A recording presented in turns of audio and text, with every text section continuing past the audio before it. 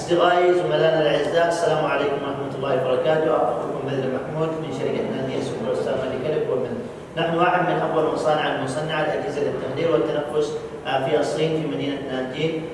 نصدر إلى معظم دول العالم، لدينا الكثير من الشهادات مثل شهادة CE ICO وعدة شهادات هنا شهادات صينية كما ترون. اليوم أود أن أقدم لكم جهاز التنفس S1100 والذي هو يعني يعتبر من أفضل الأجهزة في البيع ومصدر إلى معظم دول العالم ودول أوروبا. الجهاز يحتوي على مميزات عدة مقارنة في أجهزة من شركات أخرى. أود الآن أن يبدأ التشغيل. في عندك FTH هذا للأعمار الكبيرة، وهذا اللو اللي هي الأعمار الصغيرة مثل البيبي وغيره. ضغط على كونفيرم. في عندك عندنا الفنتيليشن مود 12 فنتيليشن مود. أيضا هنا الادجستنج مونيتورينج هنا المونيتورينج بارامتر. في هنا عندنا 3 لوب. نشرح هنا السيستم ادجستنج. هذه الفنتيليشن مود. عندك الاي بي بي بي سي اي اس ام في وبي بي بي سي في اند بي اس بي وغيرها من الفنتيليشن مود. هنا ايضا الالارمينج سيستم. الالارمينج سيستم عندك الليمت، وهنا بامكانك ان ترى الفريكونسي البيب وغيره من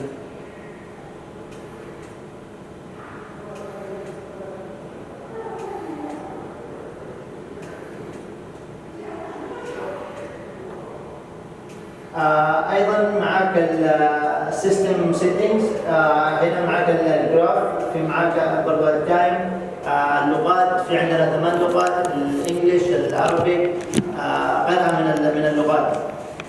وايضا اذا في اي لغه ممكن يعني يضيفوها تضاف في الجهاز حسب الطلب. النيوبلايزيشن هنا هذا عندما تريد وضع الدواء الى المريض يتم تشغيل هذا الخاصيه والخروج من هنا على طول الى المريض، استنشاق المريض. ايضا 2 minutes oxygen supply، ان يقوم الجهاز اوتوماتيكلي باداء الاكسجين الى المريض كل دقيقتين اوتوماتيكلي، يعني بدون ما يحتاج كل مره الدكتور يضغط. عندك الكروف فريزنج، هذا تثبيت الشاشه. في هنا الشاشه لا تقدر لتثبيت اللوب وغيره.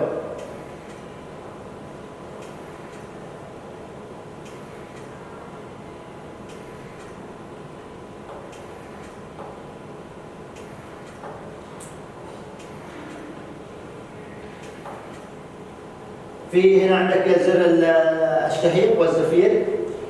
ايضا المنوال الدكتور يقوم بوضعه للبيبي او الحالات الخاصه لكي الدكتور يكون متحكم حسب خبرته في الاكسجين وحسب حاله المريض.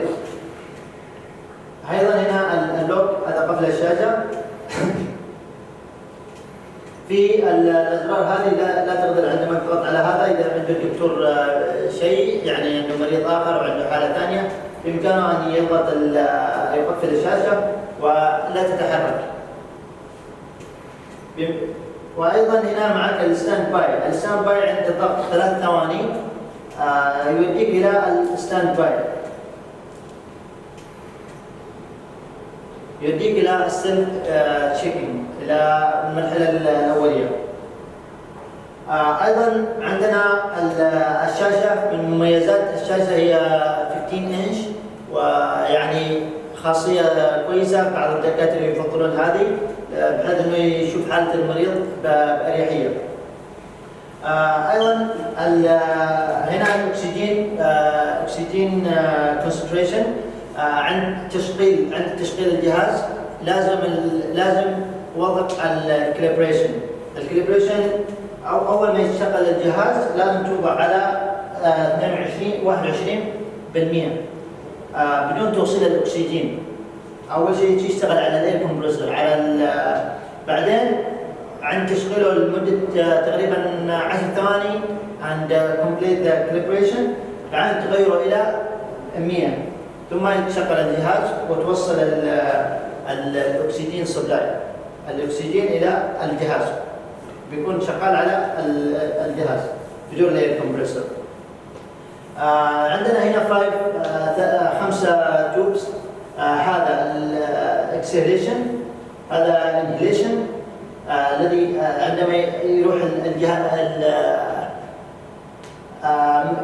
يروح الى المريض عبر الهيوميديفاير الاكسجين الى الهيوميديفاير يقوم بترطيبه ثم تحويله الى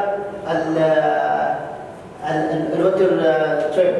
هذا يتم عبره استنشاق او خروج الماء ثم الاكسجين يروح الى المريض، ونفس الشيء يرجع الى الجهاز. الهيوميديفاير في عندنا 3 انواع من الهيوميديفاير، الستاندرد وهيتينج وايضا النوع الثاني. ايضا الاير كومبريسور هو من افضل القطع في الجهاز هذا، وايضا نقدر نصدره يعني بدون الجهاز. في القطع فيه مصدره من امريكا ومن غيرها من بعض الدول. لديه يعني ما عند تشغيل الجهاز ما في اي صوت للاير كومبريسور، وهذا ميزه طيبه بحيث انه المريض ياخذ راحته او الدكتور ما يكون في ازعاج ولا شيء. عندنا 3 ايضا.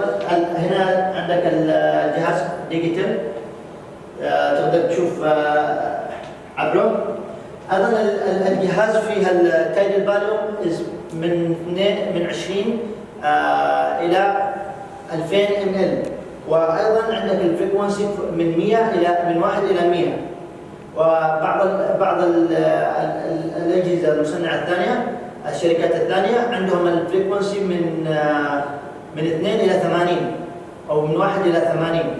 فهذه ميزه تعتبر في جهازنا لانه فيها الفريكونسي من 1 الى 100. وايضا الاي اي من 4 الى 100. بعض المصانع الثانيه عندهم من 2 الى 80 فقط. هذا كل شيء على الجهاز، وشكرا. اتمنى يكون بيننا تعامل معكم، وتحياتي لكم. السلام عليكم.